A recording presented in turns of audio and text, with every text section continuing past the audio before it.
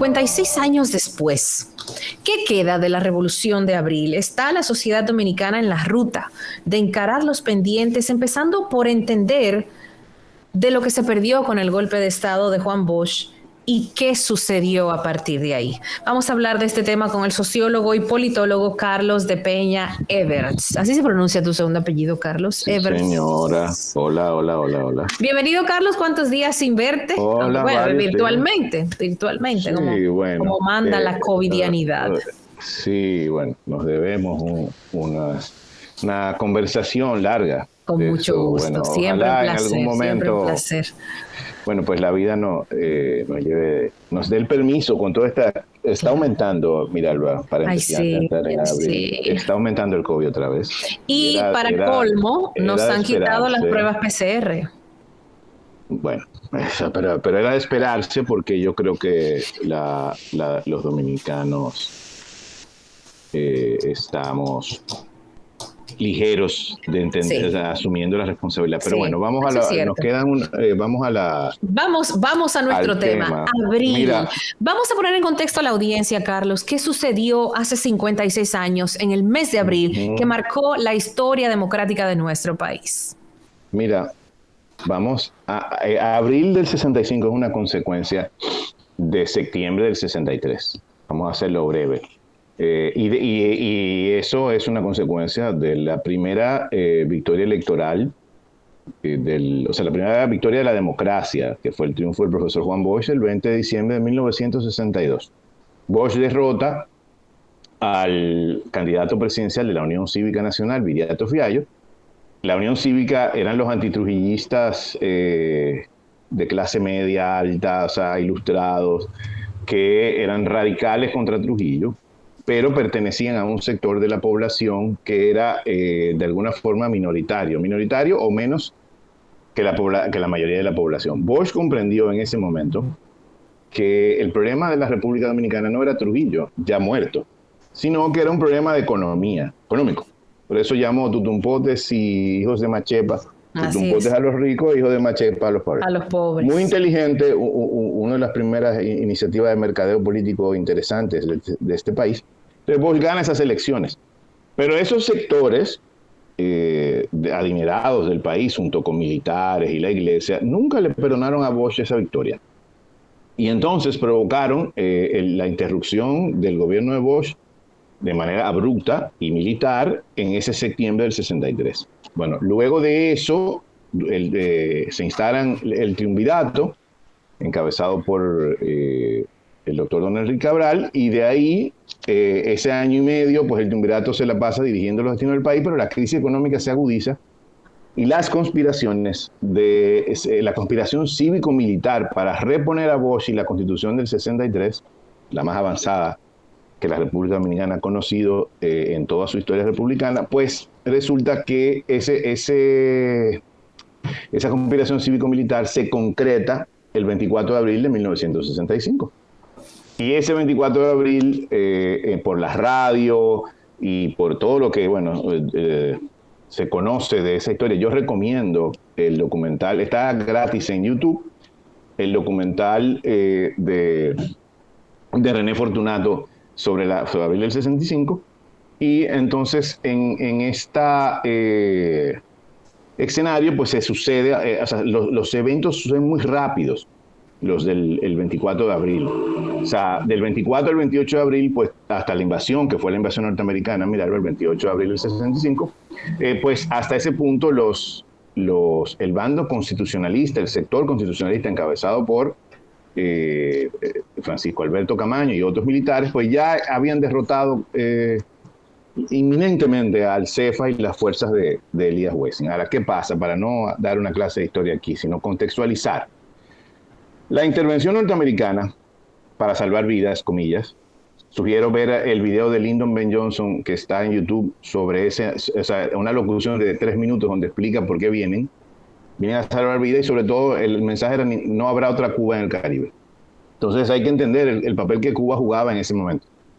La revolución cubana nos afectó de una manera muy significativa porque los norteamericanos entendían que el proceso de abril del 65 estaba minado de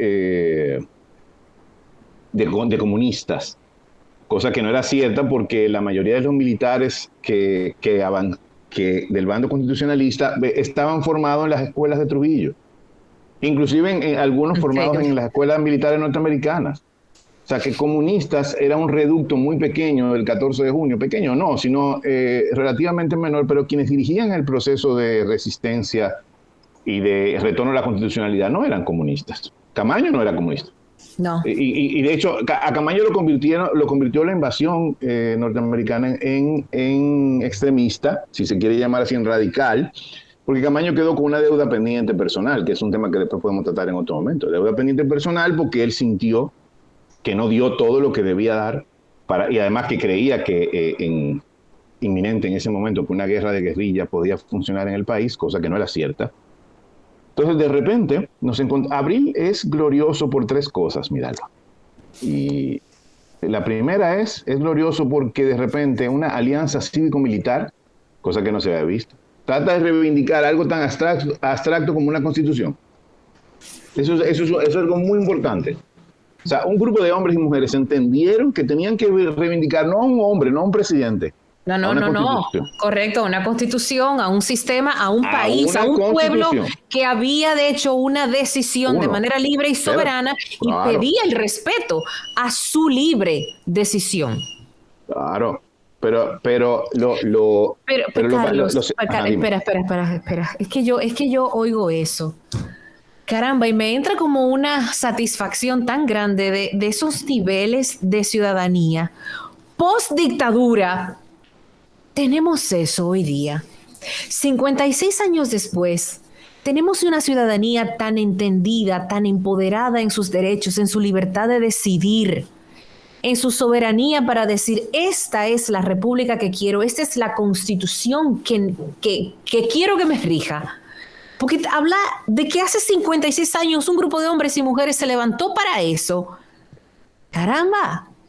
Yo le comentaba a alguien ahorita que cuando tus ciudadanos más valiosos son tus muertos, tú tienes una sociedad enferma. Mierda. Ojo, Yo sé que tú me entendiste. Dios, no, es que eso contundente. Y sé por qué tú haces una pausa. Y vale la pena la pausa, o sea, el silencio. Porque yo decirlo duele. Pero cuando sus hombres y mujeres más valiosos, en términos públicos, no en términos humanos, en términos de la vida pública, están muertos, tú tienes una sociedad muy enferma. Entonces, el proceso de Abril todavía está pendiente. Pero no pendiente militarmente. Yo no creo que hay que usar armas. Hay que usar lápices, cuadernos, tablets o lo que tú quieras. La revolución pendiente dominicana es una revolución educativa, pero una revolución educativa de conciencia profunda. Exacto, ahí te voy. No estamos hablando simplemente de una educación académica. No, yo estoy hablando de una educación de conciencia. Pasa por ahí, exacto. Es otro tipo de educación. Van juntas, pero usualmente la gente suele confundir educación con A, B, C, D, tablas de multiplicar, no es eso. Y mira, y además, o sea, yo quisiera dejar este mensaje clarísimo a los más jóvenes que nos escuchan, que ni vivieron ese proceso, ni crecieron cuando Balaguer, ni nada de eso. Aquí costó mucha sangre. Desde 1844 para acá ha costado mucha sangre el Estado de Nación de esta media isla. Y en este momento no puede ser que los pilares bajo los que se sustente la vida nacional, la identidad nacional, sean tan superfluos, tan banales, tan ligeros. No puede ser que los debates sean tan intrascendentes y sobre todo que lo que estemos discutiendo sea si le quitamos a las mujeres el derecho a decidir sobre su vida o no. En pleno siglo XXI, mirad. Yo no estoy de acuerdo. Yo no creo en la interrupción de ninguna vida, ni violenta ni no violenta. Pero yo lamentablemente tengo que ser firme defensor de los derechos, de la libertad de elegir. Lo que yo quisiera es que hubiera la suficiente conciencia como para elegir bien. siempre. Exactamente. O sea, y esa es la mejor forma de honrar a estos héroes y heroínas de abril del 65 es asumir el rol de ciudadanía desde consciente y responsable de sus derechos y de sus deberes. Ahí va, porque la democracia es derecho. Así nada más no es lo que me toca a mí. No. ¿Y yo qué tengo que ofrecer para atrás? Y mira, y a propósito de lo que Edwin me preguntaba, y no quería que nos fuéramos sin tocar esto, sobre la cinematografía y la propuesta esta de Hotel Coppelia, hablando de Abril. Sí. Y lo que digo, o sea... A mí me gustó.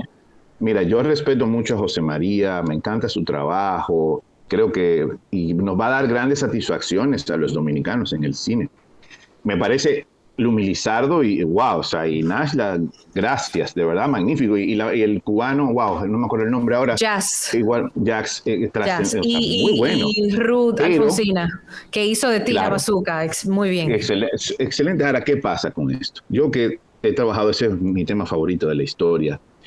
Lamento mucho que en ocasiones se preste. O sea, yo te entiendo que la historia, que el episodio de Abril sea periférico a la película.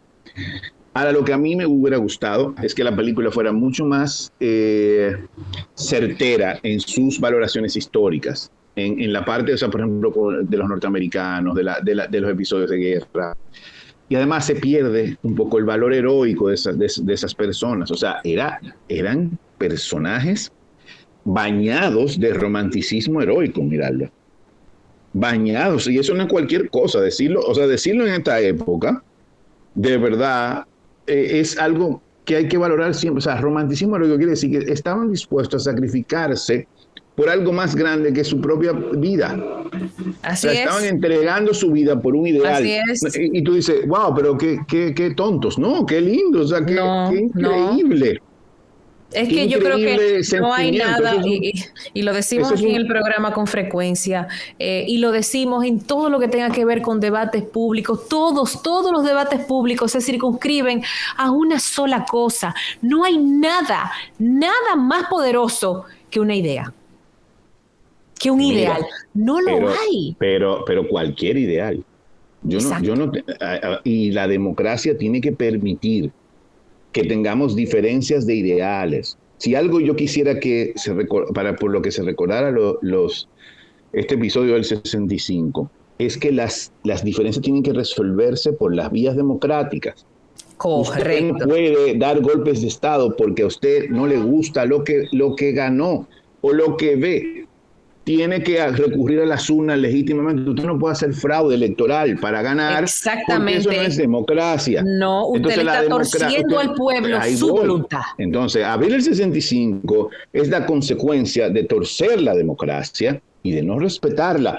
La democracia es un proceso que vive cada día en las personas. La democracia no es un edificio. No son sus funcionarios, no son sus guardias. La democracia somos todos nosotros, todos los días, respetando el derecho a disentir de los demás, siendo tolerante con los demás y ventilando y debatiendo las ideas en las instituciones indicadas para eso. Sin que me... Y de la manera indicada. Claro, de la manera indicada, porque no es tirando pedra. No, o que tú presiones 50 diputados y le dices, mira, si tú no votas en contra de las causales, yo te voy a excomulgar. Entonces, esa no es la dinámica. La dinámica debe ser el respeto a las instancias institucionales y a la forma en cómo la gente piensa.